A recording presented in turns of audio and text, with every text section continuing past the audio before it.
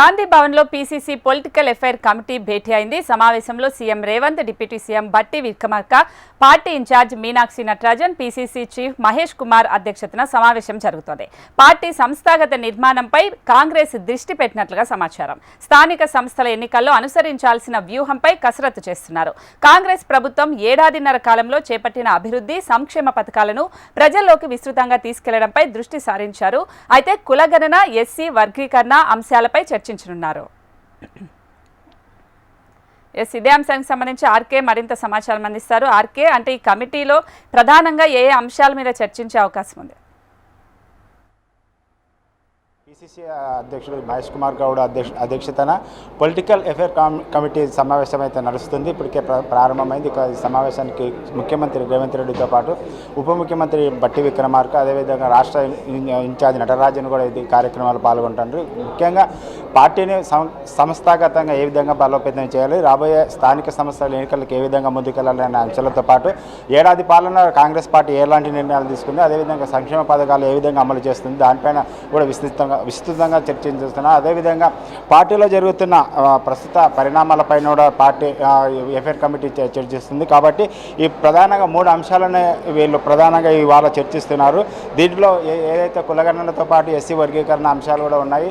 కులగణనను అదేవిధంగా ఎస్సీ వర్గీకరణ ప్రజల్లోనికి తీసుకెళ్లాలి. అదేవిధంగా రాష్ట్ర ప్రభుత్వం ఏడాది పాలనలో సంక్షేమ పథకాలు ఏ విధంగా అమలు చేస్తుందో వాటిని ప్రజల్లోనికి విస్తృతంగా తీసుకెళ్లడం ద్వారా పార్టీని బలోపేతం చేయాలనే అంశాలు ఉన్నాయి. ఎందుకంటే ఏదైతే పార్టీ కార్యక్రమాలు జరుగుతున్నాయో, అయితే సంక్షేమ పథకాలు అమలు చేస్తున్నప్పటికీ కూడా ప్రజల్లో వ్యతిరేకత కొద్దిగా కనిపిస్తున్న నేపథ్యంలో వాటిని ప్రజల్లో కొద్దిగా విస్తృతంగా ప్రజల్లోనికి తీసుకెళ్లడం వల్లనే వాటి ఏవైతే రాష్ట్ర ప్రభుత్వం సంక్షేమ పథకాలు ప్రజలకు అందిస్తున్నామో వాటిని బలంగా తీసుకెళ్ళినప్పుడే పార్టీ బలోపేతం అవుతుందనేది, పార్టీ పైన ప్రజల్లో విశ్వాసం కలుగుతుందన్నది పార్టీ పెద్దలు నిర్ణయిస్తున్నారు. కాబట్టి ఆ విధంగానే ముందుకెళ్లాలన్నది ఉంటుంది. అదేవిధంగా త్వరలోనే స్థానిక సంస్థ ఎన్నికలు కూడా జరుగుతున్నాయి. కాబట్టి స్థానిక సంస్థ ఎన్నికల్లో ఏ విధంగా ముందుకెళ్లాలి, ఏ అంశాలను ప్రధానంగా ఎజెండాగా తీసుకోవాలి అనే అంశాలు కూడా ఇందులో చర్చిస్తున్నారు.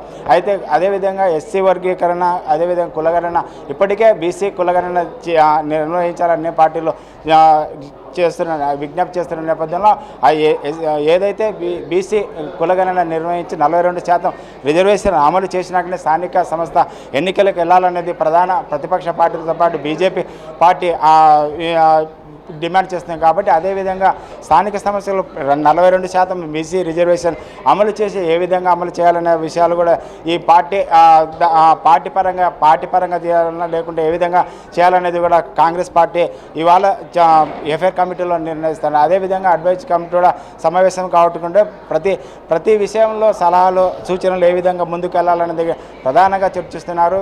అయితే ఏ విధంగా అయితే ఈ మధ్యన రైతు భరోసా కార్యక్రమంలో చేస్తున్నారు. 9 రోజుల్లోనే 9 కోట్ల రూపాయలు ప్రజలకు అందించారు. కాబట్టి రైతులలో ఏ విధంగా ఉంది, దాని నుంచి ఫీడ్బ్యాక్ ఏ విధంగా వస్తుంది, రైతుల నుంచి ఫీడ్బ్యాక్ ఏ విధంగా వస్తుందని కూడా వాళ్ళు ప్రధానంగా ఈ సమావేశంలో చర్చిస్తున్నారు. అదేవిధంగా సన్న బియ్యం ఏ విధంగా ఉండవు, సన్న బియ్యం గతంలో ఏ ప్రభుత్వం తేని విధంగా రాష్ట్ర ప్రభుత్వం రేవంత్ రెడ్డి ఆధ్వర్యంలో సన్న బియ్య పథకాన్ని అమలు చేస్తుంది. కాబట్టి ఈ సన్న బియ్య పథకం ఏ విధంగా ప్రజల్లో ఉంది, అదేవిధంగా దానిపైన ఫీడ్బ్యాక్ తీసుకోవాలి. అదేవిధంగా సంక్షేమ పథకాలు, అనేక సంక్షేమ పథకాలు రాష్ట్రంలోనూ అదేవిధంగా దేశంలో ఎక్కడ ఏ రాష్ట్రం అమలు చేయని విధంగా రాష్ట్రంలో సంక్షేమ పథకాలు అమలు చేస్తున్నాం. కాబట్టి ఆ అమలు చేసే సంక్షేమ పథకాలను ప్రజల్లోకి బలంగా తీసుకెళ్లడం ద్వారా పార్టీని బలోపేతం చేయాలనేది వాళ్ళ ప్రధాన ఎజెండాగా నడుస్తుంది. కాబట్టి ఏవైతే స్థానికంగా పార్టీని బలోపేతం చేయడం, అదేవిధంగా పార్టీలో కొన్ని విషయాలు జరుగుతున్నాయి, ఆ విషయాలు కొన్ని ఆయా వరంగల్ కానీ, అదేవిధంగా కొన్ని పార్టీలో కొందరు మధ్య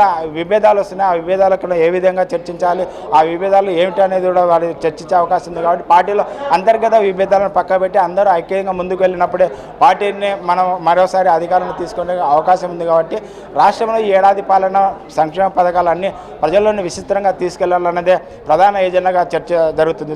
స్వప్నిక. Right RK.